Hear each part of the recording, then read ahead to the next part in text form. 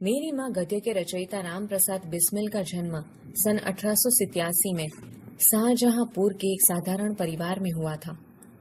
Kakori rail डकैती कांड का मुख्य अभियुक्त मानकर सन 1927 में उन्हें फांसी की सजा हुई और वे शहीद हो गए।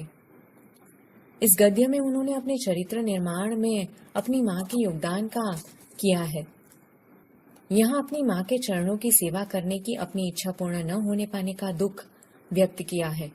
लखनऊ कांग्रेस में जाने के लिए मेरी बड़ी इच्छा थी। दादाजी और पिताजी तो विरोध करते रहे, किंतु माताजी ने मुझे खर्च दे ही दिया। उसी समय शाहजहांपुर में सेवा समिति का आरंभ हुआ था। मैं बड़े उत्साह के साथ सेवा समिति में सहयोग देता था। पिताजी और दादाजी को मेरे इस प्रकार के कार्य अच्छे न लगते थे, किंतु माताजी मेरा उत्साह भंग न होने देती थी, जिसके कारण उन्हें अक्सर पिताजी की डांट फटकार तथा दंड सहन करना पड़ता था। वास्तव में मेरी माताजी देवी थी। मुझ में जो कुछ जीवन तथा साहस आया है वह मेरी माताजी तथा गुरुदेव श्री सोमदेव जी की कृपा का ही परिणाम है। दादाजी और पिताजी मेरे विवाह के लिए बहुत अनुरोध करते, किंतु माताजी यह कहती कि शिक्षा पा चुकने के बाद ही विवाह करना उचित होगा। माताजी के प्रोत्साहन तथा सद्व्यवहार ने मेरे जीवन में वह दृढ़ता उत्पन्न की कि किसी आपत्ति तथा संकट के आने पर भी मैंने अपने संकल्प को न त्यागा। एक समय मेरे पिताजी दीवानी मुकदमे में किसी पर दावा करके वकील से कह गए थे कि जो काम हो वह मुझसे करा ले। कुछ आवश्यकता पड़ने पर वकील साहब ने मुझे बुला भेजा और कहा कि मैं पिताजी के हस्ताक्षर वकालतनामे पर कर दूं। मैंने तुरंत उत्तर दिया कि यह तो धर्म विरुद्ध होगा। इस प्रकार का पाप मैं कदापि नहीं कर सकता।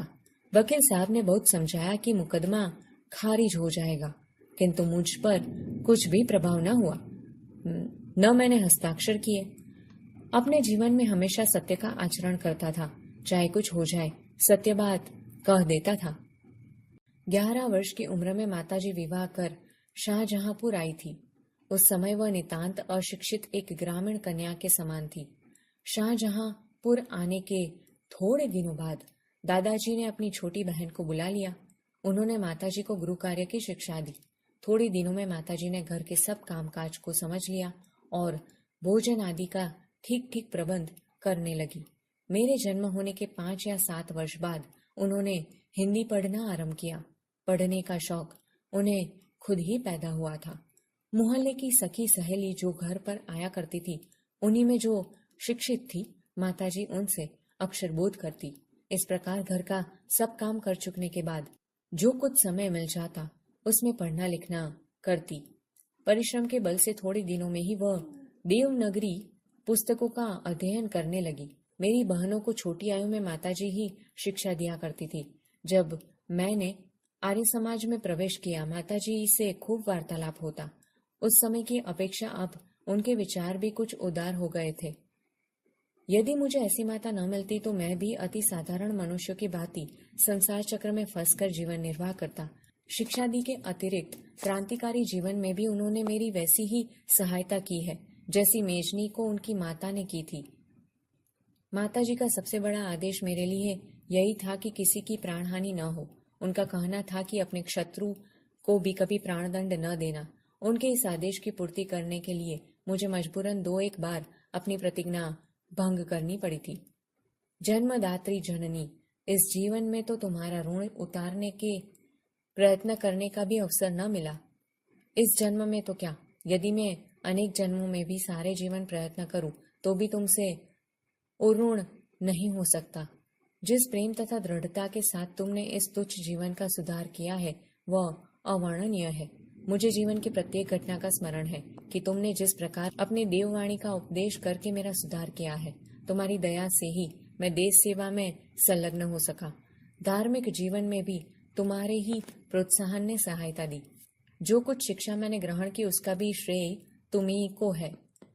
जिस मनोहर रूप से तुम मुझे उपदेश करती थी उसका स्मरण कर तुम्हारी मंगलमयी मूर्ति का ध्यान आ जाता है और मस्तक झुक जाता है।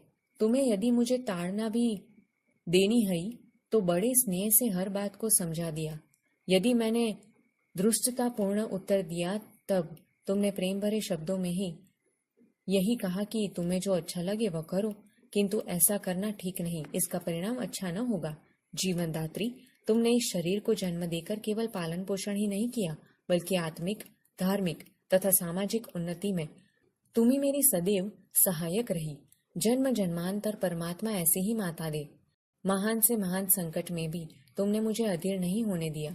सदैव अपनी प्रेम भरी वाणी को सुनाते हुए मुझे सांत्वना देती रही। तुम्हारी दया की छाया में मैंने अपने जीवन भर में इस संसार में मेरी किसी भी भोग विलास या ऐश्वर्य की इच्छा नहीं, केवल एक इच्छा है, वह यह कि एक बार श्रद्धा पूर्वक तुम्हारे चरणों की सेवा करके अपने जीवन को सफल बना लेता। किंतु यह इच्छा पूर्ण होती नहीं दिखाई देती और तुम्हें मेरी मृत्यु की दुख भरी खबर सुनाई जाएगी। माँ, मुझे विश्वास है कि तुम यह समझकर धैर्य धारण करोगी कि तुम्हारा पुत्र माताओं की माता भारत माता की सेवा में अपने जीवन को बलि देवी की भेंट कर गया और उसने तुम्हारी कोख कलंकित न की, अपनी प्रतिज्ञा पर दृढ़ रहा। जब स्वाधीन भारत का इतिहास लिखा जाएगा तो उसके किसी पृष्ठ पर उज्जवल अक्षरों में तुम्हारा भी नाम लिखा जाएगा।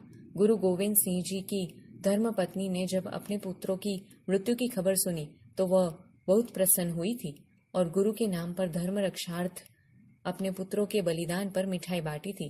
जन्मदात्री, वर दो कि अंतिम समय भी मेरा हृदय किसी प्रकार विचलित न हो और तुम्हारे चरण कमलों को प्रणाम कर मैं परमात्मा का स्मरण करता हुआ शरीर त्याग करूं।